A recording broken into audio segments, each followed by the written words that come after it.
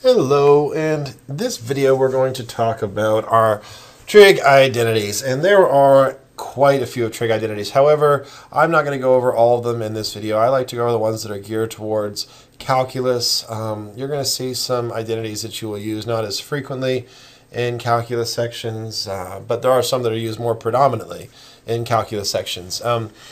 As we go through this, we want to assume that there's an angle theta, there's some angle that exists, and that angle is real, and that's a basis for what we're going to do. So the first one that I like to talk about, I abbreviate as the Pythag identities. So Pythagorean identities. So I'm not going to go over how all of these are derived. Well, actually, I will go over how two of the three of these Pythag identities are derived, but first of all, I just want to make us safely assume that we can all agree that sine squared of some angle theta plus cosine squared of some angle theta equals to a value of 1. And this is something that you can review on your own or maybe research. This is on the basis, if you look at a unit circle, if we look at an x and y axis in a Cartesian plane, and there's a circle that exists here. So let me go ahead and put that in the middle. That here there will be some angle that can be drawn to some ray. We'll call this angle theta, that this will be the x value that exists of that triangle, and this will be the y value of that angle, and this will still be that hypotenuse, and the hypotenuse, we call this a value of r, which is the radius of the circle, which is centered at the origin. So here, the base of this Pythag identity, that x will be equal to a value of r times cosine of theta, because theta by definition is equal to your adjacent over your, so cosine of theta is equal to adjacent over your value of the hypotenuse, which is r, so there's cross multiply, so you get x equals to r cosine theta. And similarly, in terms of sine, you get y equals to r sine of theta. So the first Pythag identity is based off of the fact in the circumstance when r equals to 1. But you can look at that. Actually, we just talked about most of the proof for this, but you should be able to figure it out from there.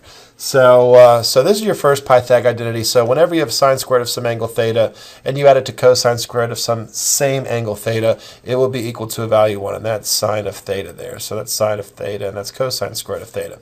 So how do we get the rest of them? So let's go ahead and divide. Let's go ahead and divide through by sine squared of theta. So we're going to divide everything through by sine squared of theta. So if we divide everything through by the sine squared of theta, we have to divide all the terms by sine squared of theta. So sine squared divided by sine squared gives you a value of 1. Cosine squared divided by sine squared, I'm sure all of us are now screaming to us, cotangent squared of theta, and 1 divided by sine squared, you're thinking of an inverse identity, and that's going to be equal to, yes, cosecant squared of theta. So if it helps to recognize, I have all the c's in my same Pythag identity. So all of the c's are in my same Pythag identity. So this will be my second Pythag identity. So this is my first one, sine squared plus cosine squared equals to 1. And the second one is 1 plus cotangent squared equals to cosecant squared. And that's our second one. Again, this can be rearranged. You can subtract cotangent squared on both sides. You can subtract 1 on both sides. So this can be rearranged several different ways. So that was the derivation for the first one. What happens if we divide our first Pythag identity through by cosine squared of theta? So what happens if we divide it through by cosine squared of theta? So we divide every single term by cosine squared of theta. Now in this circumstance, sine squared divided by cosine squared, that's going to give you value of tangent squared of that angle theta, plus cosine squared divided by cosine squared equals to a value of 1. And then 1 divided by cosine squared, hopefully you're thinking of that inverse identity, that this equals to a value of secant squared of theta. And most of the times it can be presented in the form of 1 plus tangent squared of theta equals to secant squared of theta. So either one of these are the exact same, and this is going to be your third Pythag identity. So it's very important that you can rapidly identify your 3 Pythag identities. So I think those are important for us to understand. So that's my first group of identities that I want to discuss. So now I want to talk about our angle addition and subtraction identities. So our angle addition and subtraction identities. So before we saw angle theta, but most of the times these two identities are written in terms of alpha and beta. So alpha and beta. So let's go ahead and say that we have sine of some alpha plus beta, and I'll write the plus on top. And on the bottom, I'm going to write minus. I'm going to write this in orange because this could actually, you could write out two different identities, but I'm going to write out one and it's going to be the same simultaneously. So this, in this circumstance, will give you sine of alpha, cosine of alpha, cosine of beta, and this will be plus cosine, also this will switch, cosine of alpha, and then we're going to have sine of beta. So we'll have sine of alpha, cosine beta, and then then it was flip-flops. And if you have subtraction, if you're subtracting, so this was the addition, if you're subtracting the two, the only thing that changes is the sign in between. So that negative will correspond to this negative. However, the same sum and addition form exists. The only thing that changes in the middle are these signs. So what happens if you have cosine? What happens if you have the cosine of some alpha angle alpha plus some angle beta? So this is actually going to be cosine of alpha. This is a cosine of alpha, cosine of beta. So here your sign changes. The positive would then be a negative. And this will change as well. So in this circumstance, you're going to have sine of alpha, sine of beta. And if you have a negative, if you're subtracting two angles in the cosine argument, this will change to a positive. So I like to always demonstrate how this will be used. So let's say that we are asked to evaluate,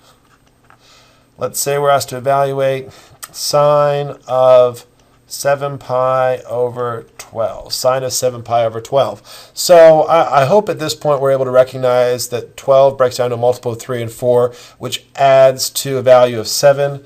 So hopefully we can recognize pretty rapidly that this is going to be the sine of pi over 3 plus pi over 4. So notice here, this is like my angle alpha, and this is like my angle beta. So I'm adding two angles within the argument. So now I should be able to recognize, okay, I'm adding two angles, and I like to write out my formulas consistently. That helps me remember. It helps me remember them if I write them out consistently. I don't want to try to look it up on a formula sheet because we cannot use formula sheets on most of our exams, especially finals. And if we have to rely on them, we tend not to know it as well. So I always encourage to try to memorize these as best as you can. So here, this is going to give us that sine of alpha, cosine of beta, and the sign keeps the signs. So this now will give you that positive. So we're going to have that positive here, and this now gives you, we're going to invert cosine of alpha. This cosine of alpha, sine of beta. So we have cosine of alpha, and then we have that sine of beta. So now we're just going to replace everywhere we see the alpha, we put pi over 3. Everywhere we see the beta, we put pi over 4. So this sine of pi over 3 plus pi over 4 is going to equal to sine of pi over 3 cosine of pi over 4 plus, now we're going to have cosine of pi over 3, and then we're going to have sine of our second angle, which will be pi over 4. I love working with pi over 4. Pi over 4 is my favorite 45 degrees because I always know I expect to see root 2 over 2. We're going to assume that that is pretty safe, We should all see that. Pi over 3 is a little bit, maybe a little bit more difficult, but let's go ahead. If we don't remember it, let's go ahead and just rapidly draw a circle with an angle pi over 3. Pi over 3, okay, 180. 180 divided by 3 is 18 divided by 3, add a 0. So that's going to be value 60 degrees, 30 degrees, and this is 90. We're thinking of a 1, 2, square root of 3 triangle. The 2 is always here. The 1 corresponds to the smaller angle, and the square root of 3 looks like such. So now we should be able to derive sine of pi over 3. We should be able to derive sine of pi over 3, and we should be able to derive cosine of pi over 3. So if we think about this pretty rapidly, sine of pi over 3, and again, our pi over 3 corresponds to that 60-degree angle. Sine, by definition, we think Tom's old aunt sat on her, so it's opposite over hypotenuse, square root of 3, all over 2. So hopefully we take a second to reflect back and recognize how we get square root of 3 over 2. Cosine of pi over 4. We love working with pi over 4 because everything about pi over 4 is going to give us square root of 2 all over 2. We love working with that. Plus cosine of pi over 3. So we think cosine is, okay, if sine was opposite, cosine is going to be the adjacent, or we think Tom's old aunt sat on her coffin, and howled, adjacent over hypotenuse, so we get a value of 1/2. And then sine of pi over 4 gives us that value of square root of 2 over 2 again. So we're going to have those horrible parentheses, but these are parentheses, so let me make sure it's right there. So square root of 2 over 2, and now we're just going to multiply and add. So square root of 3 times square root of 2, we can multiply the inside radicands. We get square root of 6 all over 4. We're content there. And now we get plus square root of 2 all over 4. And this gives us square root of 6 plus square root of 2 all over 4. And we're probably going to factor out a square root of 2. And that will leave us with square root of 3 plus 1, still all over 4. But I'm going to write 4 as 2 times square root of 2 times square root of 2. So hopefully we can see how this simplifies and how textbooks will get the answers that they get. This square root of 2 will cancel one of these square roots of 2. So our final simplified and exact solution, not a rounded decimal, is square root of 3 plus 1 all over a value of 2 radical 2. And we say, oh, well, do we want that? Either one of these are acceptable. Either one of these are acceptable answers. Sometimes some instructors may say they do not want a radical in the denominator. They call it bad juju. They call it bad, or they call it improper math grammar. In my class, I really don't care. I don't care if you write the radical in the denominator. It does not bother me. However, some instructors are very particular towards this. So either one of those is the same.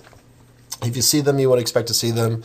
And some may write them in one way, some may write them in the other. So these two are very important when it comes to calculus. You will see these two sine and cosine angle additions, angle difference additions. There's also one for tangent, however, not as pragmatically used because, again, you can convert tangent to sine and cosines. So I often don't like to extrapolate the tangent identity of the sum and difference of two angles. So again, keep this in mind and hopefully become fluent with it as you work continuously in your class.